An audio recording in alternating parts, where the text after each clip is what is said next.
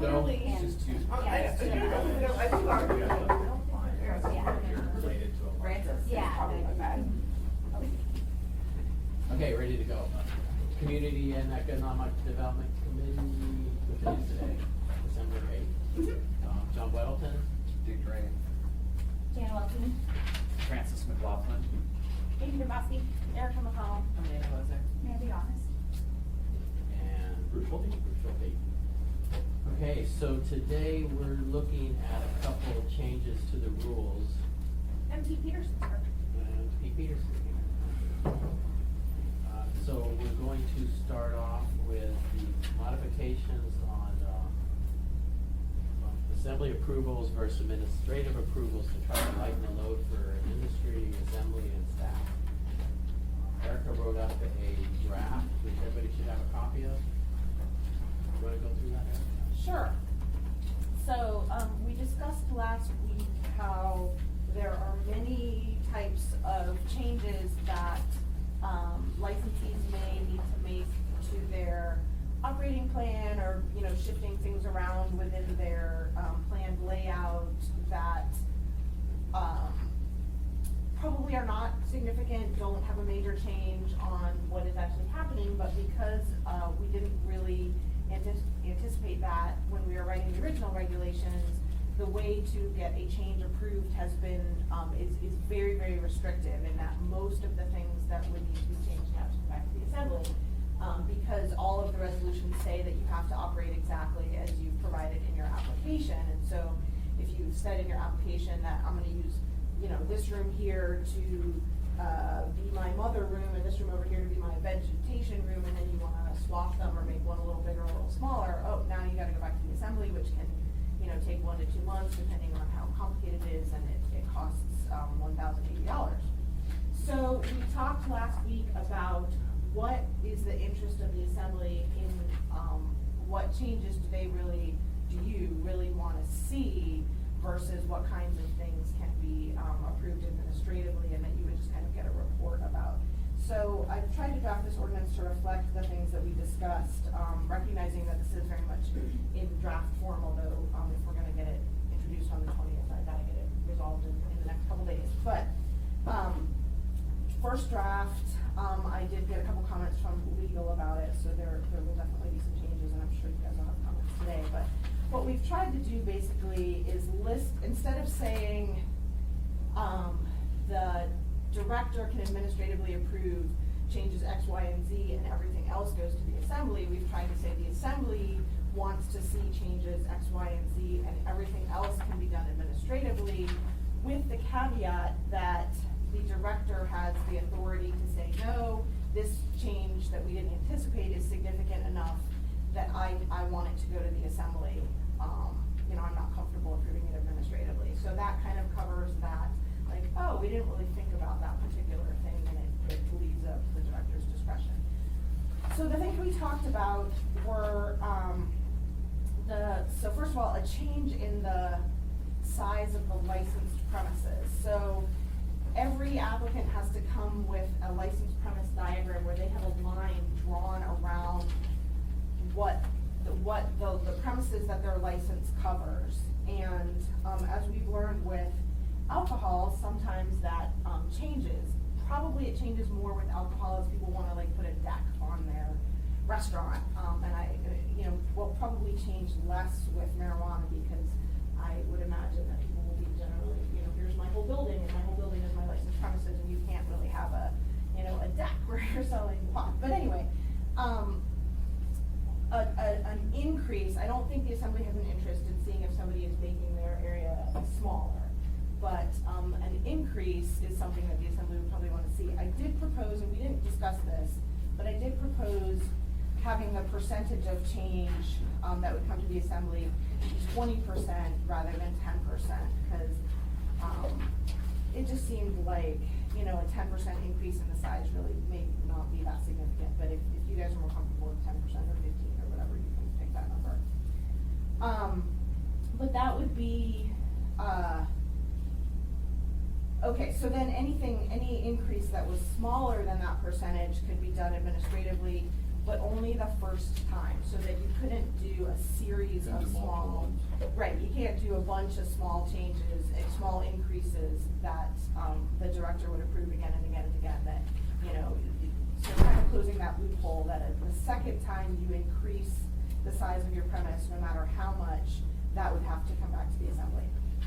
The third thing would be an addition of a caretaker's unit to the property. We have talked about making sure that, marijuana businesses were not impacting residential, residences where people live, but we did say that you could have a caretaker, so if, you know, there was a warehouse with an apartment and the owner wanted to live there to, you know, provide security or whatever, but it is important that these caretaker units, have people who are related to the establishment. Yeah, on caretaker, do you need to define what a caretaker is? We're actually, addressing that in the more comprehensive ordinance that I will come back to as soon as we're finished with the contract, I mean, not today, but yeah, so yes, we do. Number 4, a change in controlling interest, this comes out of the licensing provisions, and legal has actually recommended that we not include this in Title 21 because it's covered in Title 10, so, we'll probably delete that, but it will still be that when there's a change in controlling interest, that will come back to the assembly. And then specifically to retail sales establishments, that if you're within 500 feet of residential zoning, that expanding the hours of operation or increasing the site lighting would be something that would come back to the assembly. We had talked about, we had talked more last week about, increasing the hours of operation, and there was some desire not to have that apply to everybody, and so it seemed like, kind of keeping this to establishments that are near residential areas was reasonable, because that's where you're gonna have more of the traffic impact, and if you're changing your hours from closing at 10 to closing at midnight, and you have a lot of cars coming and going, that could have an impact on nearby residences. Can I jump in for 1 second? Yeah.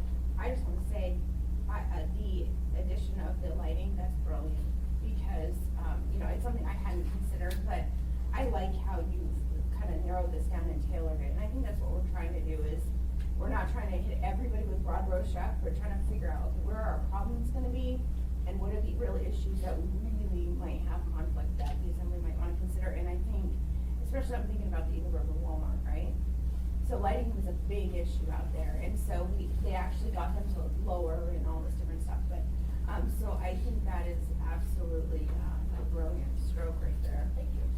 Well, and lighting's a tough thing, because people want bright lights for security, but at the same time, that can be really have a negative impact on. Especially if it's shining into the thing, and the other thing too, people do comment about with lighting is the view shed, right? Because people like to see the northern lights, and so there's this balance between, okay, it's shining into my living room, or it's obstructing, it's making it so I can't see the view, even though it's dark, or, security. I mean, so how to balance that, and I think that's what, on a case-by-case basis, that's what every establishment's gonna have to deal with when they're close to residential.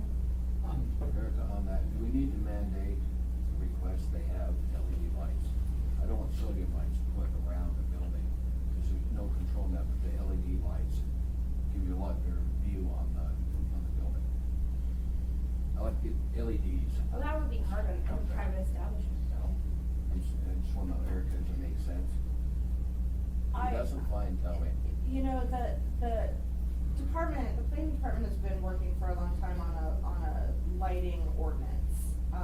The old Title 21 was had only just a little bit about lighting, and, didn't really give the enforcement people, the ability to address conflicts that people were complaining about, and so there's a, whole draft chapter about lighting, and it gets pretty complicated, especially because of technological changes, so so I'm not sure I think we should go there at this point, but I do think that But it is coming. yes, what will be coming will be requirements for,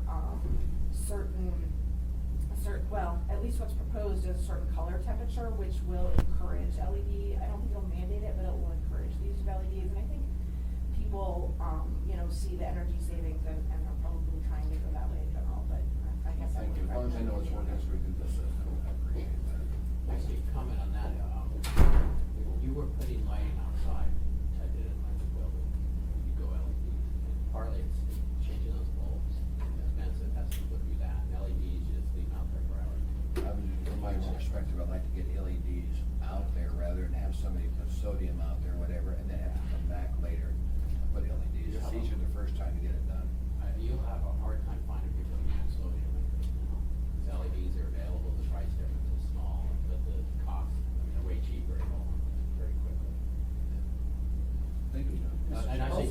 Sean that- Paul's with us now. Sorry. One other piece on the lighting is that, I don't know in your case if you added new lighting out in the parking lot to address that, but very few of these new, the marijuana businesses that are locating in I-1 are in existing locations where there's quite often not any lighting in the parking lots at all. So where illumination is required, they're placing it on the buildings and shining it out into the adjacent parking.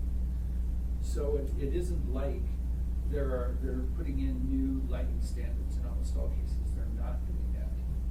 The only thing Title 21 says is that you have to have lighting in the parking lot. It doesn't give you any direction whether you want that.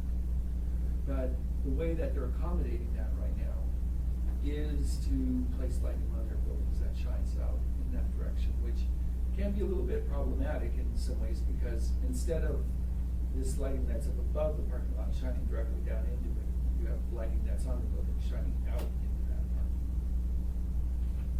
I would just add that the traffic department looks to see that there's a minimum amount of lighting on property, and that to illuminate the parking lot to a minimum standard, minimum foot candles, and they also look to see that there won't be lights shining into the eyes of traffic, glare, drivers. But when I read ordinances like this, I look at it through the idea of someone that would be working with an applicant on implementing it. And I just thought, on this point that Erica and Amy were discussing, that just something to note is that what we're talking about here is that if somebody, changed their lighting or increased their gross floor area, they would have to come to the planning department, make application, and it would go to the assembly for review on the consent agenda. So I'm curious, sort of what value added the assembly will bring to, a trigger that they would review something for lighting when there wouldn't be notice to the neighbors. Does that make sense? So we have sort of two worlds when an application is submitted. Something that goes to the consent agenda and something that goes as a public hearing. And with the public hearing, then we send mailers out to all of the neighbors, and they have to post a blue sign at the property. There's sort of these things that if you're a neighbor that's paying attention, you should get notified about. But otherwise, you would not. And so we would have a situation where somebody would be required by the code to go before the assembly for a lighting change, but the neighbors wouldn't have been notified. And that may be cool, that may be fine. I just want to point out that there's just this sort of tension, or this thing about when to notify the public and when not, and whether or not the criteria makes sense. Can I ask a quick question? So, I think I'm missing it here a little bit, because I read it was on the consent agenda, but, maybe I'm missing it somewhere else, but, is everything gonna be on the consent agenda, or just the things that the director can approve? The modifications that come to the assembly would come on the consent agenda, although the assembly can set for public hearing. Right, so these are all the things that would basically come to the assembly. Yes. But everything else, all those other little things will go to the director. Yes, and then, the director would provide a quarterly report to the assembly about what's been requested and what's been approved. Right, so I guess, Francis does make a really good point in that if it's substantial enough that the assembly believes we have to review it for possible impacts, especially for the neighbors, is what we're talking about now, with lighting or increase in hours or whatever. If it's that important that the assembly has to look at it, why would we not tell the neighbors there's gonna be a change too? So I'm not sure, it's a good point. Thank you, Mr. Chairman. So if someone had the old fashioned lighting, Haloid or whatever it is, and they decided they were gonna switch to LED, which would obviously be better for the neighbors because it's more direct and concentrated, so would they still be required to, come, you know, to the assembly or to the director, even though they're actually, you know, making it better for everyone? It's Or- interesting, I was just thinking about that, what does increase in site lighting mean? And I think probably what we mean is adding new light fixtures, not changing the types of lights that are in existing fixtures. At least that's kind of how I would think of it, because I don't really have we would otherwise have to say, oh, well, going from high pressure sodium to LED is an increase, but going from LED to high pressure sodium is a decrease. I mean, I don't think we really wanna get into that sort of thing, so. And my envision when I saw this was, okay, if somebody has a building, they have, you know, they have a couple of lights that shine in the parking lot, and they decide, okay, you know, everybody's looked at it, said it doesn't increase traffic, whatever, but they have some dark spots, right? And they maybe get robbed or something, and they decide they're gonna light it up like a compound, you know, and they're gonna put all around the perimeter, they're gonna put huge things. You know, that's my envision when I see somebody say increase and they're near residential, is that's what I get concerned about, you know, if they're gonna put, you know, all around their building, that's what I think when I see increase. Now, obviously, that's an extreme example. These marijuana establishments are going into industrial areas and B3 areas. So they're going into commercial areas that are high traffic, like commercial areas, like major intersections. They're going into industrial areas. If you live adjacent to, you know, an industrial or a B3 area, well, you're living in the big city in a way, you know. I guess lighting is an issue with these businesses, and increasing lighting may be welcome. It could have, you know, unintended impacts on residential neighbors, but marijuana establishments can't go into like small B1A, like neighborhood serving commercial. It's going into B3 or industrial. So I guess. Well, we have seen some that literally border a residential. Sure. And I Oh, guess yeah, no, those- that happens, Yeah, for sure. those are the ones that I'm concerned about, those ones that are right up next to. I used to live next to an I-1 zone. Yeah, I mean, it's happens all over town. Just because we have zoning conflicts, so we can just say, oh, too bad, you live next to, you know, B3R1. I mean, I still think we try to do things to make their quality of life as good Sure, as possible, but considering the. through my lens situation. of, you know, I'm gonna be implementing this, so somebody adds a light to their building, and now it's going to go to the assembly for a decision on whether or not they can do that, but there'll be no notification to the neighbors. You know, I guess I think I'm fine with that. It's just something to be aware of. Oh, I think it probably, I mean, it adds a little bit of stack, but my primary focus in this was especially that was against residential, significant impacts against residential. So, there is a real discussion to be made to say if it's something significant to come to the assembly, should there be at least a public posting requirement? You know, there's a fee to any of this. I mean, if they wanna add a light fixture that costs $100, they have to pay $425 to come and tell you about it. Well, and again, I'm not looking for the littlest of things, I'm looking for significant, and that's in part why we said, okay, I don't wanna see if somebody's gonna change this room to that room, or if they're going to, you know, increase their square footage by, you know, 37 square feet in their retail area, I don't, you know, those are the kinds of things I'm not worried about, but significant impacts, especially, like if you're in residential and you're gonna, you told us through this whole process, you're gonna close at 8, but now you decide you wanna stay open to midnight. I wanna look at the traffic patterns again, I wanna look at all that stuff. So that's the big stuff that I think is important to come back to the assembly. Not the little tiny stuff, but if it's important enough to come back to the assembly, shouldn't we tell the neighbors? When Amy was talking about compound areas, I'm thinking about a manufacturing place. They're worried about the security. I know one that's got 9-foot chain link fence and barbed wire on top of that. Manufacturing are all in I-1, I know it's I-1, but this I border is residential. you're right. Yeah, we have those in the version, but, You know, I mean, the meetings I've been at, they're worried about security. yeah. I can see we're gonna have a lot more people asking for a lot more light. Janet, Yeah, so the one thing that jumped out to me on this is that, you know, I've got to hang out with the community councils a lot, and a lot of our memorandums of understandings with the community councils say what our lighting, will say that we're going to tell them if we have changes to lightings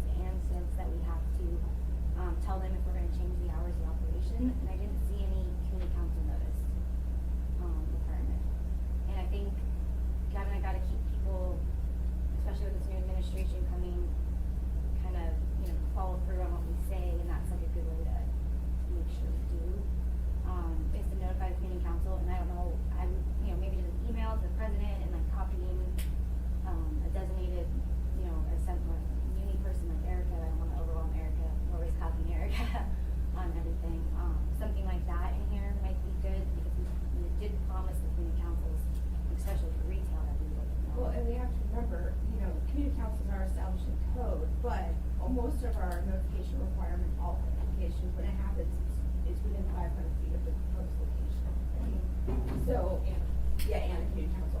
So we can't substitute community council for residential installation. Yeah, and I wasn't saying But that, I that just was a good wanted, point. yeah, to Yeah. add that, and then, the other thing about the lighting, what would be really not sightly, at least from what I've seen in some other states, is green lighting. Green lighting. Yeah, and so when you're talking about the increase in site, lighting, do you know what I'm talking about? What The is- what is green lighting? Like green lighting in gray. Is that plants grow or what? No, I don't know, it's it's just. The I don't green know. is Just a the, green is the simple- color. of Because marijuana. sometimes there's, signage So it's almost restrictions, like right? a- So like, we have signage restrictions here, so people I've get not heard of creative, that. and they sometimes do that, and it looks, you know, so I don't know, something to think about. Well, there's a national movement too for veterans to change the light on your house and to support veterans, to put a green light up too. I don't know if you heard that. I did not, I haven't heard that. Mhm. I got the notification like a couple weeks ago on that's what I remember. And that was a thing to support your troops or whatever, to change one of your lights to green. Green support troops. I don't know, I but that's, I've heard, Well, yeah. they picked a dubious color when it comes to the marijuana industry. I know, well, I would literally, it was like, oh, I better get a green light for my house, but I'm like, it's Christmas, it'll fit, so that's why. And then the other So point I was. maybe that's something you're growing or what? Maybe not on the door looking for something. Yeah. Thank you. And then the other point I was gonna make is that, I don't know if you've seen the articles about people lining up around the block, for some of these shops. So if they decrease their retail to maybe enlarge their cultivation, you're gonna see another impact. I never thought about decrease. And so I don't know, But if you're decreasing one and you're increasing the other, I mean, if you're Yeah, I increasing guess the you'll other come back. one through the threshold. unless it's less than 33. Yeah, I mean. Well, and the director, I have confidence in directors' reviews when they start seeing certain types of impacts. And I think that's why I wanted the director's discretion in there, is because, if we see something that becomes a problem, we can go back and address it.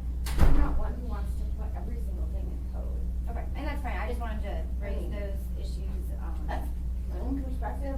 I have confidence in the director's discretion, but at the same time, there are certain things that I wanna say, okay, this is the line I wanna see, because to me, it's, you know, my responsibility as community, conflicts, trying to make sure that, you know, we use our judgment to mitigate some of those that aren't necessarily in code, but, so Erica, with this whole, sorry, I'm just jumping right in. Hey, let me go, Bruce had a comment. Just quick thought, I guess, my first thought is, you know, when it comes to site lighting in particular, it becomes sort of irrelevant what's going on inside the building, whether it's a marijuana cultivation, retail, an automotive shop, an architectural office. What's going on inside the building is irrelevant to the lighting and the impact on the neighborhood and the street and so forth. So the question that comes to mind, it's been a while since I looked at Title 21, but are there not guidelines in there, general guidelines for lighting, for, you know, minimum foot candles, for, you know, the light Well, show? there's a reference to the ISNA standards. The Illuminating Engineering Society of North America, which has a, you know, the same way that there's kind of national Just like traffic recycled standards books, there's national lighting standards. And so it refers to that, but I don't know I'm not super familiar with those guidelines. I mean, the chapter that the staff has been working on for a long time, which is not yet ready to go forward, does have things like foot candle limitations at certain points. But basically what the code says right now is you can't cause glare off the property and you have to meet ISNA standards. But again, I'm not exactly sure how, what those, we could get some of them back. So going back to my first premise, if there are no hard fast guidelines for any other industry, why then reasonably would we apply different guidelines to this industry when in fact the site lighting has nothing to do with what's going on inside the building? I mean, just from a policy perspective, that seems like a starting point. I think that, you know, because of the security issues related to this industry where there is potential for large amounts of cash, that these places might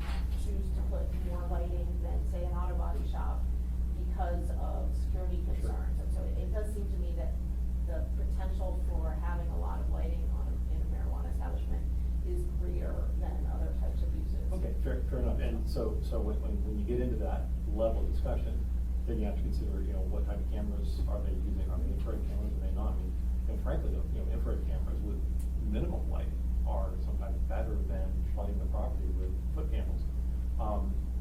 And again, if we're not providing, specific, limits and criteria for what's going on, you know, out on the property, then what is the standard? You know, what is the trigger for taking it back to the assembly? It just seems like we're creating a very, very specific remedy for a problem that we have defined. And that remedy being, you know, like, okay, at this point, it's going to go back to the assembly, but we really haven't, there's no way for the business owner to know what that trigger point is. It's not defined very clearly here, other than, you know, a change in site lighting. But, you know, the change could be, is that a change from high pressure sodium to LED? Is it a change from LED to infrared? Is it a change in the angle of the lights? I mean, if those things are not defined elsewhere in code, it seems an odd place to get that specific. Can I ask a question? Sure. Here, what this is saying is an increase in sight lighting, but I think the whole, and I don't remember if you were here at last meeting, Bruce, but the whole intent here was every single change to any operational plan has to come back to the assembly. That's how it's written now. And this is the intended fix for that. Yeah, exactly. And which I applaud, by the way. And so what we're trying to do is just define as the assembly, okay, what is it we're gonna give the department director discretion just to administratively change? So you don't have to come back to the assembly. And my biggest concern when some of these sections were drafted were, I wanna make sure, especially, and you see a focus on trying to limit it to just people who order residential, really, in this particular situation. Those conflicts that we can particularly see that might, create a big conflict in the community, right? I'm thinking of whether it's parking, whether it's lighting, what are the things we typically hear about when it comes to zoning, conflicts? So that was the intent, and I think when we say, we're not saying necessarily any change in lighting, but we're saying any increase in site lighting. Does that change anything, or does that, It's maybe I didn't track you? No, I probably didn't express it very well either. And like I said, this is a great direction. I applaud this, because I think it makes so much sense. This just references, any increase in site lighting, but doesn't, you know, it doesn't say, well, is that an increase Well- in foot candles, is it an increase in the number of fixtures, is it an increase in Oh, I see what you're saying. the overall distribution? It's fairly broad, and I think it leaves staff and everybody else involved open to interpreting, well, you know, is that an increase or is it just a change? And if it's a change, is it a change of a type that should trigger some further review? That specificity, I think, is lacking here. Well, and I think I responded similar to Peterson by saying, yeah, what are we talking about here? I don't think we wanna pick which, if you're going from X type to Y type, whether that's an increase or not. So I do think it needs some changes, and I think what I had said was maybe adding new light fixtures. So changing this language to say not an increase in light lighting, but an increase in the number of on-site exterior fixtures or something like that. I'm actually surprised that it's not defined as, like other. First draft. No, I'm sorry, no, not here. No, I think no, it's no, best I didn't mean that as a subtracting. criticism, no, I meant in Title 21. Well, I Because, think because the lighting section, you know, didn't make it in with the new code and has, you know, and it's a really complicated topic, especially because there are these rapid technological advances, and, because the number of people, staff within the municipality who really have the knowledge to, review and understand lighting plans is pretty limited, and so there's been this, you know, it's been, I don't know, 5 or 6 or 7 years that we've had a draft that we're not ready to bring forward, just because it's so complicated that we're not sure we can, you know, we've had consultants working on it, and there's a national lighting model code that was, developed by a partnership between the IDSNA and the Dark Skies Association, together trying to accommodate the, you know, balance between enough lighting and too much lighting. And we're just not comfortable bringing that draft forward yet. Part of the question in backing up, but I'm reviewing it right now. And the problem that we face is we almost have to hire a consultant to determine if these people who are submitting the plan meet our requirements. You know, it's at that level of complexity, so it's not easy. So I think the intent is that we have more specific lighting, rules in code soon in the next couple of years, but, you know, we don't have it yet. But I do think that, you know, if I was living near to a marijuana facility and say, or a store, and say it got robbed and they decided I'm gonna, you know, light this place up like a Christmas tree, that would be upsetting to me. You know, if it was reviewed and approved at a certain lighting level and that was what I had expected, and then suddenly it's, you know, I think that would be disturbing to people. I like a Christmas tree, but that's not bad. I'm good. That's not good. Eric, I could envision this lighting ordinance coming to the assembly, they're gonna have to hire a consultant just to explain to us what it means in English. I think Terry's working to make that not be the case, because, yeah, It's not an easy thing though, and in all honesty, and from my side of it, and it is that I probably would lean toward not including it if it's only going to come to you as on the consent agenda, because I think that ends up being a bit of a waste. So can we focus on that? I mean, Yeah. So. Let me jump real quick, Francis had a comment. Do you have ahead of me?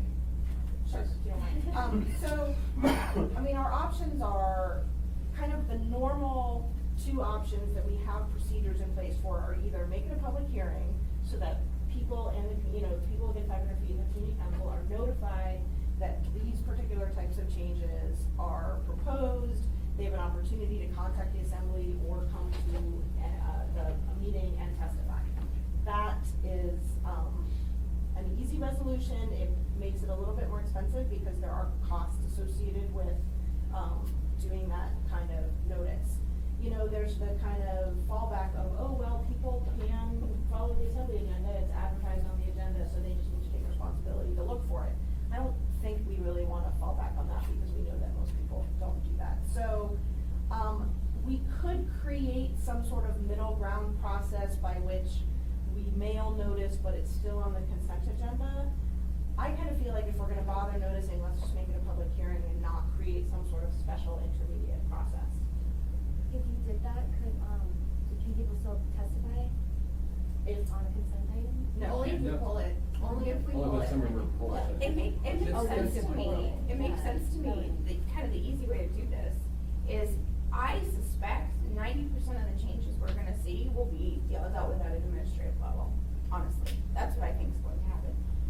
Anybody who has a substantial change, if it's a substantial change that needs to come to the assembly, I think it's worthy of some sort of public hearing. And it might be quick, I mean, look, how many public hearings do we have that open, close, nobody comes to testify, right? But if it's About triggered that way, 99%. yeah, if it's triggered that way as a public hearing, usually it'll go out through the FCC, you know, like liquor licenses, right? Liquor licenses, for example, everyone that comes up in my community council area, if it's in my community council area, they know about it. Because each community council kind of follows up. So, I think that's an easy way to fix this. Francis? Every application that the planning department receives gets routed to the affected community council, so there, to Jana's point, there will be notification to the community council when we receive an application.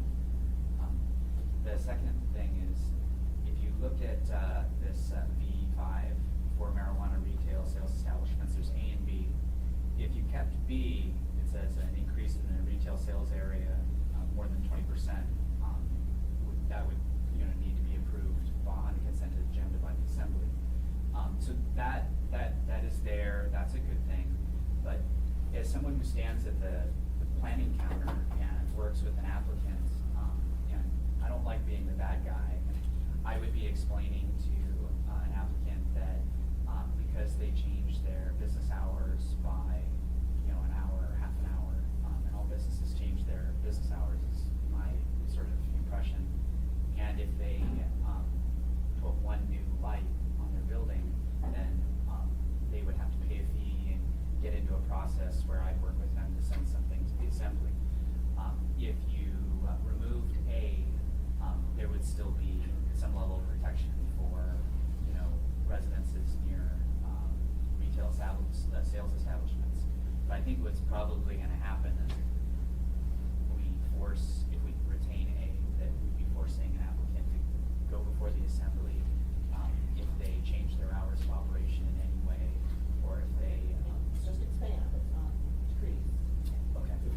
expand their hours of operation, which is allowed by the state, right? And then, Yeah, state hours of operation, you have to close between 5 AM and 8 AM, I mean, that's not, I mean, we're happy with what the state has said. I thought it was midnight, Hours, for the school requirement. okay, so, okay, but we still have a certain number of hours in the clerk's office's regulations about hours of operation. What is it, 8 AM to midnight, something like that? No, the marijuana It is, store yeah. has to be closed between midnight and 8 AM. Yeah. It's marijuana. It's not- Okay, yeah, Yeah. that's what I'm referring to. So if you didn't have A, the stores would have to be closed midnight to 8 AM. So if you're a neighbor of retail sales establishment, if you retain A, then you would be protected by if they add a light or if they change their hours to increase hours, as Erica said, then you have, that would go through an assembly review, right? But if you didn't have A, then, if they add a light or if they increase their hours to the maximum allowed by municipal code, where they're only required to be closed midnight to 8 AM, 5 AM, 8 AM? 8 AM, that's what you would be faced with without an assembly review. I guess I think that removing A, I would be in favor of that. Okay, jump in, Bruce, real quick. I have no idea what paragraph A you're talking about. It's, That's why I'm trying to subsection clarify. 5, page 2. Page 2 of 6, So, Roman numerals 5A. Charlie. Shane, go ahead. So the reason, I asked for A to be put in here, especially with regard to, expansion of hours, is because we've had some applicants come before us that, and maybe in a mixed district or something, and they said they're gonna be closed at 8 o'clock at night. So some of them, whether they're trying to mitigate impact to residential people, neighbors that might be coming home or whatever, it could be a basis for why an assembly member chooses to approve the license. Where if they said, okay, we're gonna be right here, but these are our hours, if we look at their parking and say, oh, it's gonna be tight, maybe increase traffic, I cannot vote for the license. So, I think especially, that's why I'm hypersensitive, I'll just admit it, I'm hypersensitive when it comes to, that zone right next to a residential area. And so I think especially when I give great weight to, certain, particulars of an operating, plan, when making my decision, and hours of operation, especially in a residential zone, may be a reason. And I know the state law, the city law says you can be over this to this, but we put limitations all the time on alcohol licenses. And so, and sometimes it is hours of operation. And so I think, to me, it's a big factor as an assembly member. Well, it's a balance, do you wanna be over-regulating something, or do you just wanna find the right place? Right. And I just say that, Erica's already offered that she's gonna sort of delve into this section a little bit more, but, just wanted to point out that, if that section wasn't there, then increase in lighting and, increase in hours, you wouldn't have to go before the assembly, and, those two things, could very well happen, pretty frequently. Okay, so if that section is not there, then it still has to change, so it goes to director. Well, I do think that we want to have a paper trail of all of this. Yeah, it would be something to be added to the file. I think is how this would be, if, that people were looking at. So it's not ignored though, if it is. Yeah, I mean, planning department may be able to, review it and approve the change a little bit faster than sending it to the assembly. I guess, your process, practicality. The problem is you're not responsible for the constituents, we are. Exactly. And this could be a big problem. I mean, this literally, these are the issues that we're gonna deal with in transition zones. In a year, 2 years, we can look at it again, I wanna get some case. We may not have on anybody that comes before us with this particular issue. I've been through the rustic note, I've been through some of these issues, and to me, I'm trying to mitigate what are the big issues that the constituents and the residents are gonna hit upon. I think we only have one store within 500 feet of a residential district that I can think of, which is probably the North. Well, But you may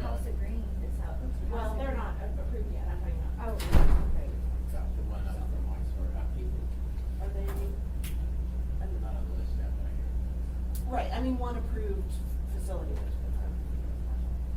Thanks, Mr. Chairman. So my question is, what types of changes to liquor licenses require them to come to the assembly for sort of approval?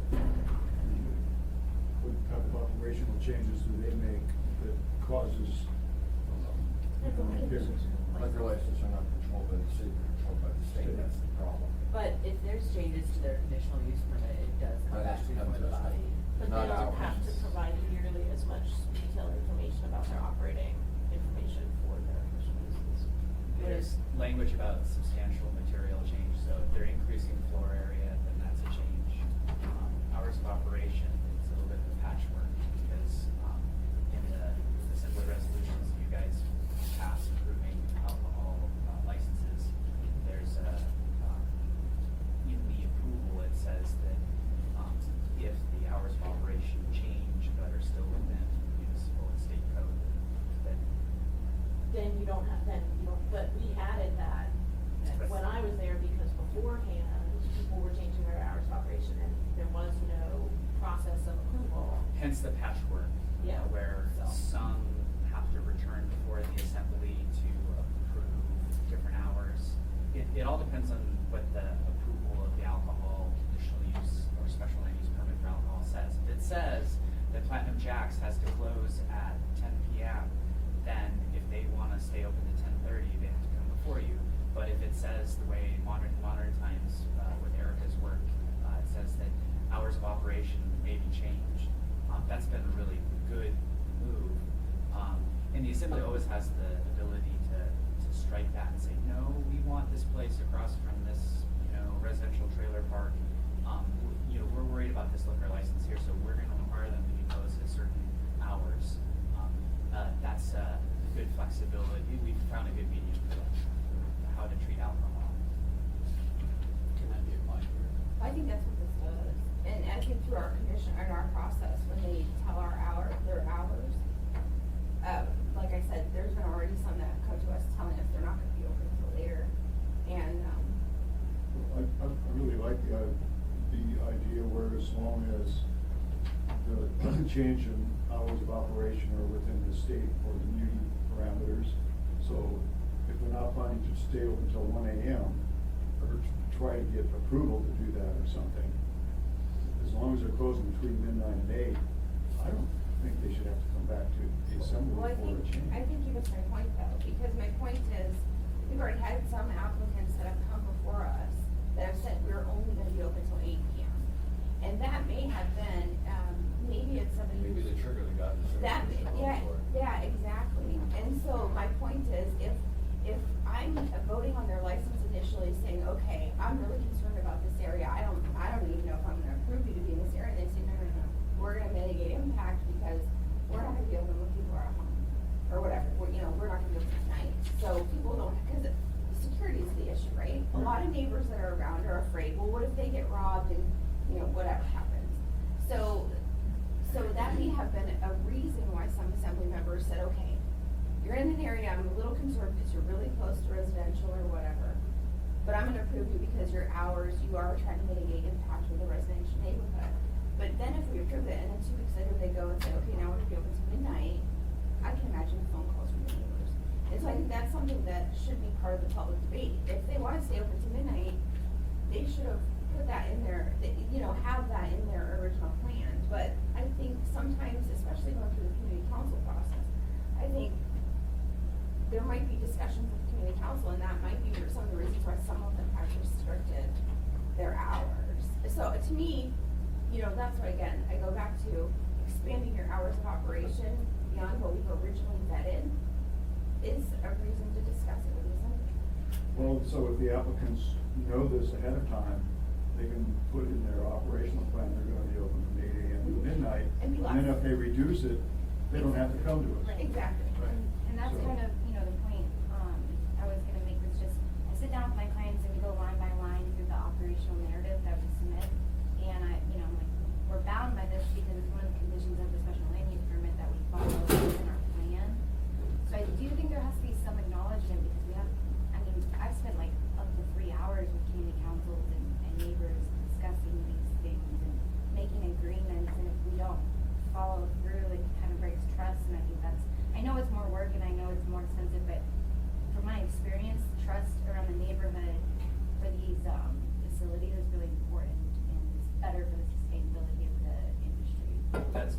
it's just that someone at the counter is gonna, I'm gonna be We informing. know, we're making you the best. Right now. Well, and that's my job, and I, you Just know. blame it on the assembly. Just You go back know, to be like, if I that's could a do it, I'd boss. Well, I- change Just something let it like go. Well, no, I don't do that either. I You just- can, I have no No, problem. Yeah. no, I don't do that. That's You know, really there. These are just the rules. An increase in hours of operation or an increase in site lighting will mean that you have to go through this process. That's fine. It's just something worth discussing. I guess. I We had that agree. discussion now. And I think the hours of operations are probably, are gonna be something that's variable in these businesses depending on where they're located. And they're gonna find out within a couple of months, what hours they are open that aren't paying, And like most businesses, if you're losing money, chances are you're gonna change your hours to try to reduce the number of hours that you're not at least breaking even. And I think Jen makes a good point, because, I've only heard what people are saying and read the notes from the community council meetings, but community councils, this is, really they're talking about the issues that are impacting them and what they're concerned about, right? It's security, it's odor, and I am convinced hours of operations would be something that would come up, and it is. So, again, if a plan comes through, they've gone through the community council, and maybe the reason the community council says, yeah, okay, we're fine with this one, because this is what we're concerned about, the people have mitigated and said, listen, whether it's noise, whether it's traffic, just think about it. You're close to a residential area, if they're open till midnight, you can expect they might have increased traffic. And so, as representatives, we have to think about, okay, what might be the issue? And so if they go through the community council process and they tell them, okay, listen, okay, we hear what you're saying, we're gonna close at 10 because we don't wanna bring increased traffic into the neighborhood after 10 or something. That might be the reason why the hours are listed the way they are on the original application. And I just don't want to, without looking at hours, that, just because I can see it being a potential issue, without them coming and explaining, and, in my opinion, having a conversation with the community council, I think, I'm not comfortable just saying, no, go ahead. You said you'd be open to 8, but go ahead till midnight. I wanna have the conversation with them, and really say, did you talk to the council? Just what are the impacts gonna be, can we anticipate? So I don't know, that's the only reason I'm fixated specifically on hours and lighting, is specifically because I can see this is where The flip side of that is if you live in a residential neighborhood that abuts a commercial or industrial lot, and you have one of these businesses, there are already restrictions on your hours of operation, and Title 21 has use-specific standards and design standards about the site and landscaping and fences and these sorts of things. So it's not like they're just no protections. There are, buffering requirements that are already, we have these things in the new code. So that's the flip, the opposing argument to that. Quick Amanda had a comment. Yeah, I'll be really fast. I think just, it was said a few minutes ago, just to come back, that we are just talking about the residential retail marijuana establishment. So it is a smaller impact of just places that are specifically in these areas. And I think that it's maybe an important thing that we remember as we're having this conversation, that it's really impacting a very small percentage of these establishments. So we've done a lot on lighting, we're not quite done through this, and we have another one. I'd like to minimize that impact on our binders. Yeah. Something like this, I wanna take that opportunity today, so I mean, it sounds like hours are an issue, and maybe we can leave that, and then. Can I finish walking through? Wait, let's do that, but I'm just saying, increase in sight lighting, the main impact though is on the neighborhood, so if you could do an increase in sight lighting impact on the neighborhood or something. Sure, maybe So it's on not anything the up on area- Spenard Road, but the back of your Right, building or yeah. something, just narrow it, I mean, that's really. the I'll key. work on some language for that. I'm sorry, go ahead. I've talked to Barbara about doing thumb drives for Sunday members, so the big pack can be reduced That's down to next thumb month. drive. We'll hit that. Because we saw what happened last week. Reduced the thumb drive about this big, we're done with it. Worker comp claims went up by 30%. We had Sunday Paper member cuts. complaints about it. Paper cuts. Somebody about wanting it delivered to their homes, so they have to pick it up anymore. That's next item. So, we're still walking through this, so we're VA. Yes, so I want to clarify that VB and VI are different from little 2I. So 1I and 2I are about increasing the licensed premise area. So you take that line that you're required to draw for the state and the city, and you're increasing that. That's 1I and 2I.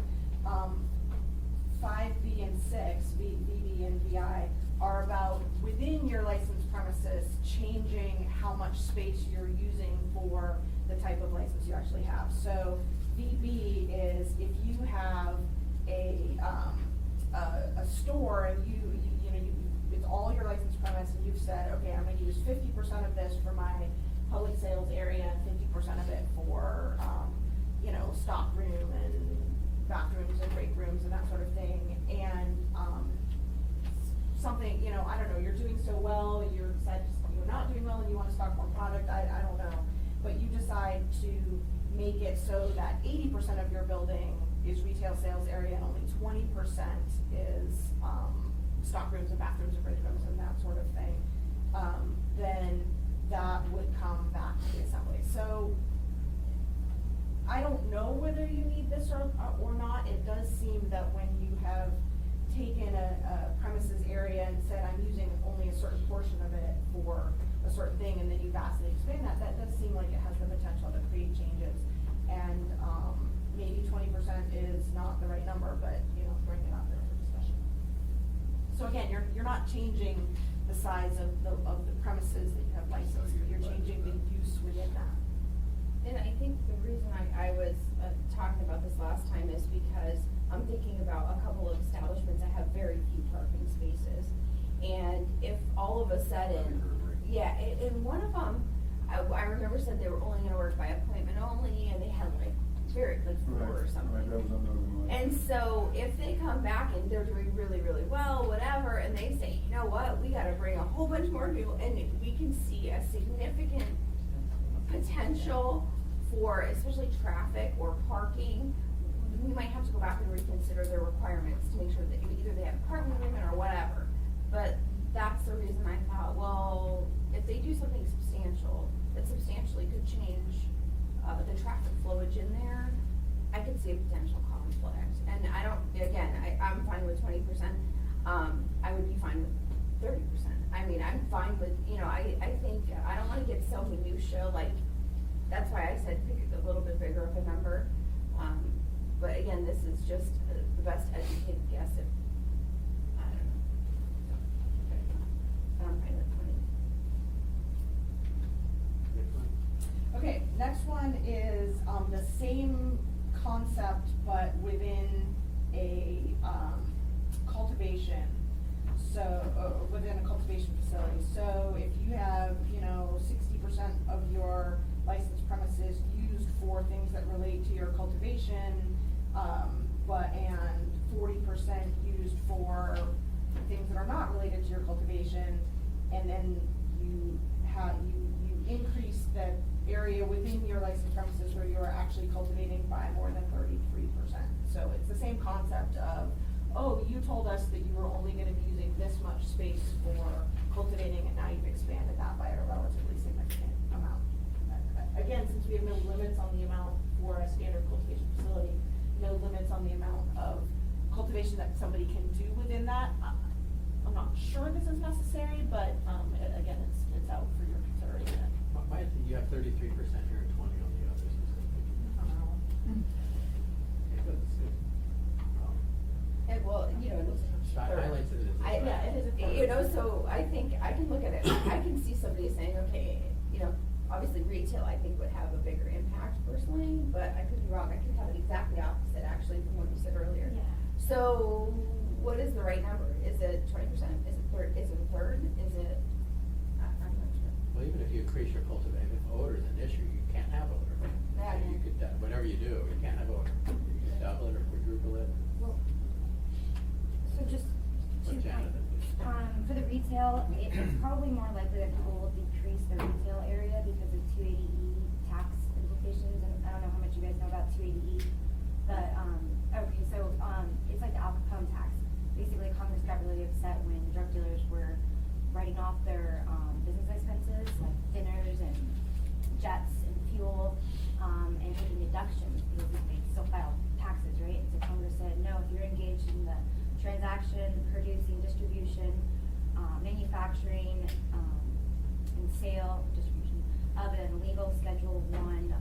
listings, then you cannot deduct your regular business expenses except for your cost of goods sold. And the cost of goods sold is the drug itself, so anything that goes in. So for retail, it's really smart to have a small retail area because that small footprint is the only part that you can't write that off. So you might have another part that is swag, that is a different company, right? That you can deduct those regular business expenses.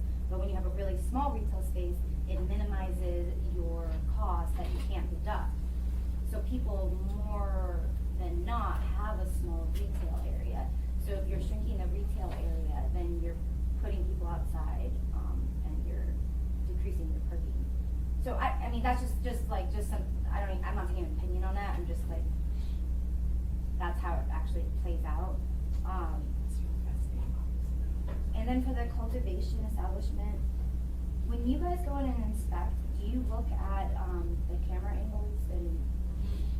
Okay, so this would be, I mean, this would change, and same thing with retail, it would change the restricted access areas and how the cameras have to be viewing things, and, I mean, I know AMCO, we do through AMCO, we just submit a revised site plan, and as long as you guys have signed off on it, they'll just approve it administratively, and nobody will come and look at the cameras. So, again, just like information, I'm not gonna take a position on it, but, Anything else, Bruce? Well, I was just gonna say, with respect to the difference between 20% increase and a 33%, perhaps, I haven't thought this through to its conclusion yet, but maybe the rational approach that would be, a proportional difference equal to the proportional difference in required parking for those two different occupancies. You know, if we're looking for changes to the premises that would affect the vicinity, maybe, the changes to, subsequent changes to parking requirements could be the guiding, principle there. Well, one of the things that the caution I give is there's, I'd be there, I like it a little bit more specific on if you're changing the percentage or you're changing by 20% or 30% or whatever it is, that you have to come back because some people actually have, basically variances or grandfathered in or whatever, and so they don't even have to, and sometimes we can look at something and the assembly can say, we know the code says that you need, 8 parking spaces, but we're looking at you and we're telling you now, we're gonna put a condition on your license that you actually need 12 because of whatever. Maybe it's because they're so busy. We haven't done that yet. In fact, there's some people that literally, kind of got grandfathered in, let's put it that way, that they, have hardly any parking because of their location. But, I would be leery of saying a proportional difference because every single one of these sites has been different as far as their specific laws. I mean, we've seen some laws that this guy over here has basically the same size, but he only needs 4 parking spots, but because of this guy's particular situation, he has 12. I mean, that's so site specific. I don't know how you can, that would be a hard one. Okay, That's the word I was going for. non-conforming, yeah. That's the Claire, word. did you have a comment? Just we have half an hour. Okay, yeah, we can move here, so, but, thank you. Erica? Okay, so, and then the last one would be for manufacturing establishments, the addition of a type of extraction process that is not already approved. So if you're bringing in, new equipment to do a different kind of extraction process, then that would need to come before the assembly, but not if you remove a type that you're already approved for. He basically says that all other types of modifications shall be considered by the director, although the director can send something to the assembly if the director warrants that the change is, or determines that the change is significant and warrants assembly consideration. And that's very, very broad and unspecific, and it really gives a lot of discretion to the director. But, I think we've learned through this process that there's gonna be things that we didn't anticipate, that we haven't thought of, that we just don't know because of our, because of our lack of experience in this industry, and, that we need to leave it, broad like that. There is the ability for the licensee to appeal the director's denial, of the modification to the assembly, and then the requirement for a quarterly quarterly report, which I would be happy to do, to both list changes that are requested and then indicate whether they are approved or denied. Section 2 makes the same changes in the old code, but because the old code only applies to the downtown area, and in the downtown area, retail sales establishments are allowed. The things that are listed only relate to the retail sales area, and they don't have the cultivation or manufacturing issues. You answered that question, this is my the 5th time I've answered that. So eventually I'll just remember. And then, section 3 is a proposed, change to the schedule of fees. Right now, the fee for modification is being based on a very kind of broad statement in the fee schedule that basically says, any change to an approved, conditional use, site plan, a whole bunch of things costs $1,080. And that seemed, a little steep, especially considering that, the whole, special land use permit is only $1,700. So what we propose is basically to say, you have to go back to the assembly, it's half of the initial fee. If you're only going to the director, it's half of that, so a quarter of the initial fee. But if you are going to appeal or denial to the assembly, you pay another quarter, so basically you're back up to the same fee as if you went to the assembly in the first place. I think if we do make it a public hearing with notice, we're gonna have to do a little bit more, analysis of the fee, just to make sure that we have covered. Cover the costs. The costs. As long as they're covering the costs, I think that's fine, and I think this is why you're gonna see so much scrutiny on the operating plans, and I think Jenna's already seen them when they go through, because they know it's a process. As long as the fees are covered, I'm not going to gouge anybody, I just want, our costs should be covered. Okay, so do we have feedback for Erica to do a draft 2 in time for money? I think she made it good. Personally, I think we're good. I think she's gonna she's gonna try to tighten up the lighting language. I think, and take out the reference to, controlling interest. And change it do you guys want it to be a public hearing? I think so. I think that addresses the concerns. And honestly, I'm sorry, I feel like I was hogging the meeting, because so many of these were my particular issues. So if it's okay, John, I'd like to be as a co-sponsor. Then I can fight my own battle.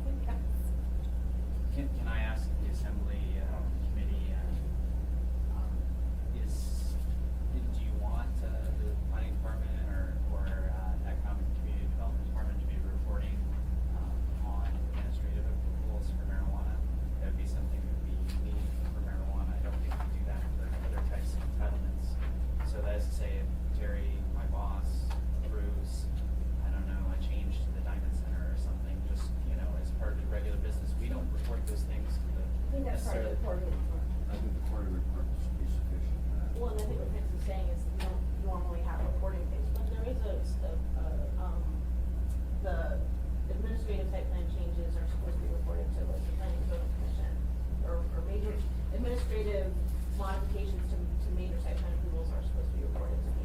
So I mean, there is precedent, it not quite the assembly, but, and I think, this maybe if you find Francis's argument compelling, we wanna put in like for a 2-year period. I think a couple Or years something, on so this you was- guys can kind of get some see case how history on it's it. going. The clerk's office does quarterly reports for some of our business licenses, and so we can share some of the, forms that we use. I think it's a really great way to keep the assembly informed on various issues, and Mandy does the reports, it's little impact, I think, on her workflow. Well, Chairman, for new industry, we need to have this for a couple of years, let's see how it goes. Is it a big difficulty? Or you just Well, think it's I'm not? volunteering to do it, so. It's not a problem. For us, the planning department, Title 21 is, there are a lot of different types of entitlements that the planning department is processing. And when we create unique things, that it's one more thing to try and track on top of the things that we currently track and process. But do all of these eventually get paid paper though, or managed? So Mandy does separate quarterly reports, and I will say from the clerk's office perspective, there's been a lot of value to doing these quarterly reports because it really allows us to do a sort of a In-depth additional look at it. review, and we, in some of the quarterly reports, have found, you know, we do a quarterly report on Bar Safety Hour and have Let's come up talk with some about really interesting, information from that, and same with towing, we've really been able to identify some areas, and I think it's really helpful to share that information with the assembly since they are taking the review of it, and I really appreciate that Erica has volunteered to do those. But if they come in for a lighting change or change their area, that's the land use permit, so you know, but that doesn't mean they, Francis or someone at planning has to tell you, they They know that they're doing it. Tell Eric. They told me, yeah, I would totally, you know, every couple months I would ask, I could probably just find it myself in our review process. But are you you're kind of saying, geez, it's hard to remember all this stuff. Well, I- Everybody's got a different. That's what I'm saying, you know, I mean, Amanda and Erica raise good points, and maybe there's some value, to it, but, you know, we don't have a dedicated person that only processes marijuana, applications. Our 5 planners are processing every type of, you know, entitlement that we have to process, you know, from subdivisions to zones, conditional uses, all the facility site selections, and the list goes on. We process those, and, we'll be creating something, with this provision. We just have another thing that we have to track, and, I just, you know, if it's something that is necessary, then I guess, you know, we'll just do it, but, if it was, found to be, not, something that the assembly, I mean, if you guys are just asking for it because, oh, that'd be nice, then to think about whether or not you really, need that information, because there's, you know, there's a limit to our resources, our people power to do this. I don't think it will change any kind of thing that planning has to do. I mean, you know, every 3 months I would go into City View and pull out the modifications and create the report, so. This And would- I think this is important because it'll indicate with this new industry, what kinds of things, what kind, you know, what the industry is learning about how they're needing to operate within the city, and how, I think, help inform better, you know, approvals in the future, so. Let me ask you this question, because I look at this like, these quarterly reports, it says the director shall provide a quarterly report to the assembly regarding changes requested and approved, right? So, everything that comes across your desk, that people are asking for changes to already approved operating plans, is gonna give us the analysis of, is there a certain thing that originally they're not telling us, but it's becoming frequent? So for additional licenses, as they're coming up, we might be able to address those issues then.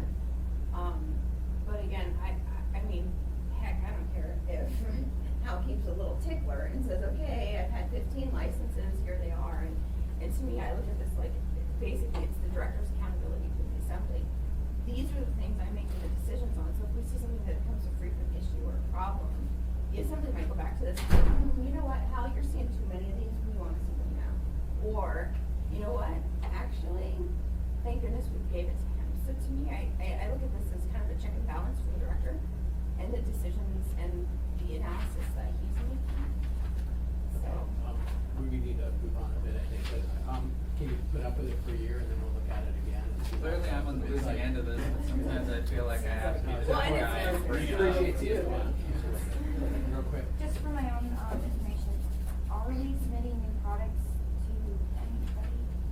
well, that goes out to state. Goes to the state. Okay, so you guys I want mean, to you see would, products? you would give it to the director.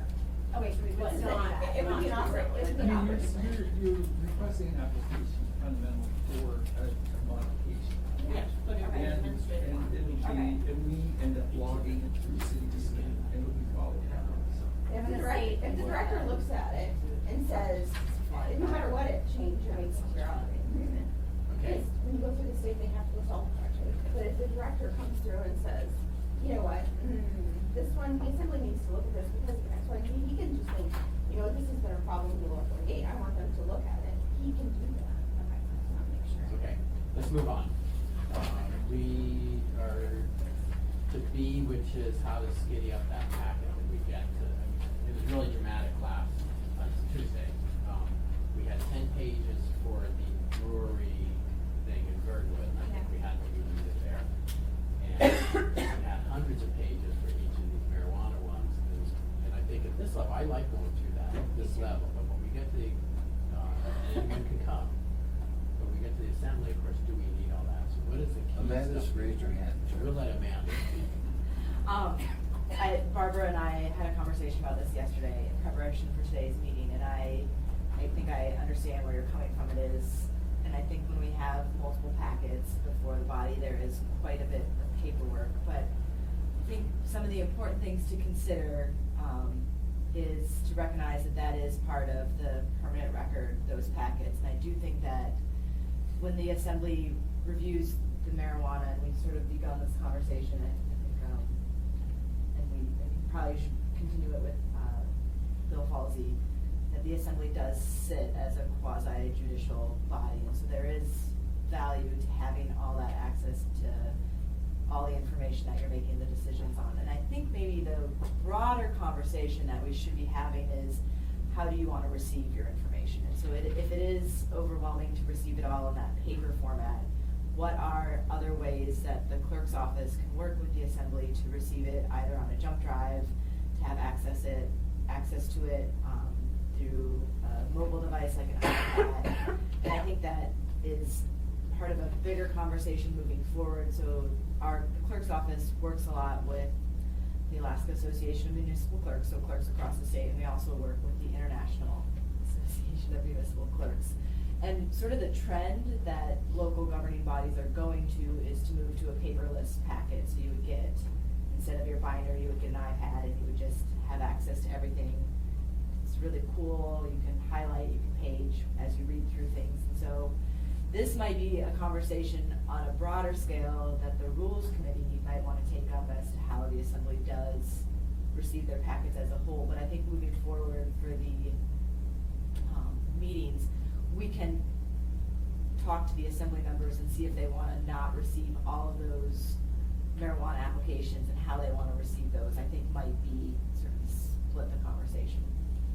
Just a general comment on that, and Jerry has some experience with that. When I was on the board of Credit Union One, we switched from our fairly big packets to use an iPad, and it was, awkward transition at first, because I kind of like paper, but it did ultimately work, actually worked very well. Everyone caught on, and I've been reading the packets on my iPad or on my Yeah, laptop, and it just saves. It's helpful. And it works, so we get to the assembly level, you could do, and I don't, it's online. Yeah. So we can all read it, so if you get the staff report, I think public comments are very important, that we ask for community council report, that's key. But each of those details on, the layout of the cultivation and stuff, that's kind of some stuff we're not really paying attention to much. I was just gonna say, two things. When we first started talking about not printing all the packets and stuff, I was thinking like our committee, be like a BYO, bring your own device committee. Because I look at, when I look at the agenda, I just pop up this stuff, because the items are online, so I pop them up on my iPad, right, when I come here. Sometimes, the packets are here, it's nice to just jot things in the margins and stuff like that, but when I was on the Judicial Conduct Commission, you think assembly packets are big? The Judicial Conduct Commission packets are large. And we would have quarterly meetings, and, they ended up doing it where they issued every commissioner an iPad if they didn't have one. And, we were able to kind of get rid of our packets, and it was a difficult transition, just because I wasn't as technologically savvy as some, but it worked. It did work. Now, I think, when it comes to the assembly, I wasn't anticipating the full application wasn't going to be the assembly packet. I was just thinking for this committee, it wasn't going to go there. But I think the transition could be made from the assembly in general, away from packets. I personally still like them. Me and one other commissioner were the holdout on the Judicial Conduct Commission, and they forced us to go that way. But the other option they gave us is those members who really wanted the paper, at the meeting itself, they gave it to us there. But not before. It was, if you had other sessions, you could do it, but when you came to the formal meeting, for those who didn't want to do it on the iPad, they left it in paper form. So, but for our committee in general, I'm perfectly fine reading mine here. But that's me. So I don't know if other members still want the paper packets or not. I'm fine for the committee level here. one other, sort of logistical item. So the assembly packets are printed as one large document. When I started in the clerk's office back in 2010, they used to print each individual item, and then Heidi would pull them out of these boxes that are in the, that's why all those boxes are there, and she would combine them. But the meeting manager system that we use now combines it as one large packet, and that's why the assembly members have paginated copies, so you will say like page 1000, the public doesn't know what you're talking about because they don't have paginated copy. So being able to pull out specific parts of the packet might be sort of a bigger logistical challenge, which is maybe why I would encourage to consider accessing those documents from online instead of printing them, if that's something that members would want to do. And I would think that the clerk's office would ask all the members, and people would be able to weigh in what they would want, and then, you know, moving in the future, you know, we're exploring new meeting manager systems, so that might be a Can I tell you one complication that did happen on the Judicial Conduct Commission, is the trouble we did run into is there were people that wanted the paper copies at the meeting. And the pages did not always match the online pages, they were different. And so, you know, somebody would be like, oh, and so, you know, you'd always have to have that person interpreting for you, okay, well, where is it here, because my actual hard copy did not match the online copy that this other commissioner was talking about on this specific line. So that was a real issue in our dilemma. We had that at the credit union, we figured it out, so it took about 8-9 months, somehow figured it out, but. It was, you know, but again, we just had an interpreter next to it, you know, somebody who would be like, okay, you're in section B, you know, so you have to look through sections. And I can see, especially at a meeting, if you're trying to make amendments, that is where the issue was, because for us, we were looking at specific lines of testimony. So that would definitely, it could at a meeting, just slow us down just a tiny bit until, you know, the clerk would have to be the arbitrator essentially. Okay, for those of you who are online, this is where you're looking, for those of you on your book. So your recommendation is it's either in that binder, it's all or nothing. Right, yeah. It's not just a staff report to kind of trigger thoughts, okay? Because I I really don't care what I get, either paper or electronic. I think this is a real Jump good drive, I can discussion. share. But I'll find for it. this committee, I'm just saying, I'm fine for this committee if you want us to start, if you want me to start looking at the applications online and not printing them for the community, I'm fine with that. I don't know how the other committee members feel. Again, if they don't have a simple device to carry with them, it might be challenging. My perspective, I have enough electronics, just tell me what media you're gonna give it to me on, I can plug it in mine. Any feedback? Well, I actually think that the meeting the other night, we were going through the approvals of marijuana licenses so quickly, we couldn't pull them out of our books fast enough to keep up. And the garbage can got full, and so there were logistical problems, but, you know, as far as preparing for this meeting, if we got licenses, I generally go to the economic website and then click on it, and then I can read it on my computer at home. But when we're actually at the meetings dealing with the licenses, sometimes I do make notes, you know, in the margins, so, I don't know. Francis? There's some potential savings from doing all this, you know, for the taxpayers, you know, time and that. This discussion's pretty cool. Well, time is important, I mean, I understand that it takes a bunch of time to pull them out. That, the time costs, that costs maybe more than the paper costs. So I think Plus, there's like, You got the overtime this last time, our reproductive people came and said, you know how long it's gonna take to print all this out? They had to put people overtime to print this thing. well, and for assembly leadership, just something to consider. This next election in April, if you're going to make a big transition, do it when the people are new, because they won't know any different. Well, I mean, to be honest with you. I was gonna say, personally, I hate to be so all for hard copy, but, I'm kidding about that. No, what the AMCO office does is they prepare all the board packets for both alcohol and marijuana boards electronically, and they're posted on the AMCO website in advance for the public to look at.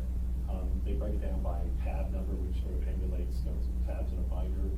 And they're colored. And are they colored? Yeah, when they're on the board packets, they're colored, and I noticed a lot of your guys' is black and white, and that's hard because I do a lot of Oh, colors. the content is colored, right.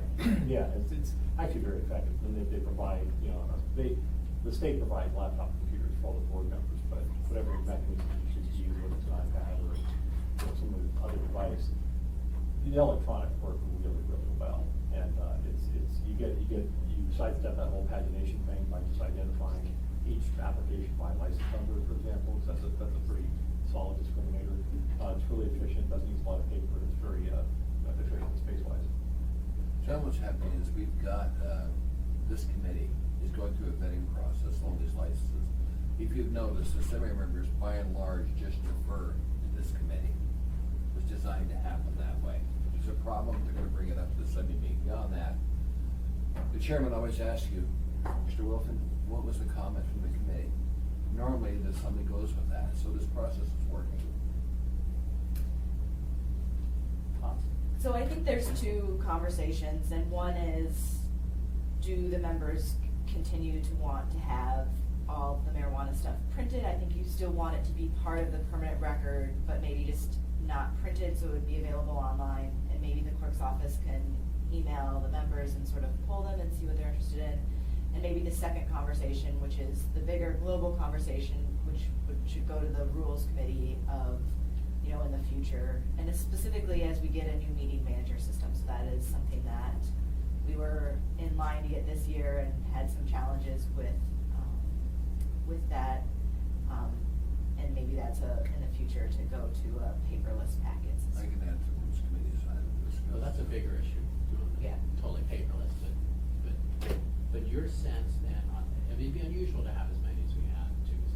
Well, I think the 20th we'll be back in that 5, which is We still- do, that's a lot of that. So it's, and I guess policy has commented, it's not officially in that number sequence of 1,000 pages, and it's not part of the official record, or? Well, you need it to go before the body as that entire document for it to be, signed by the chair and part of our permanent. Sufficient. So you can't slice out pages and say. Like appendixes. Yeah.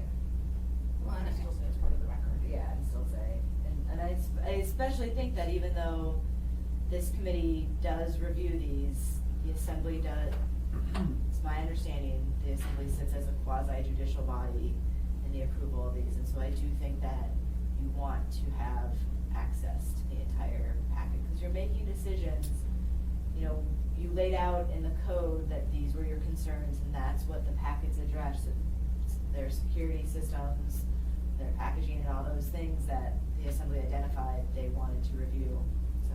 But if it's online, we have access. Yeah, and so the that's access just would the be more the before. question of, it's maybe not printed in your packet, but it is, you're still considering that entire piece of legislation.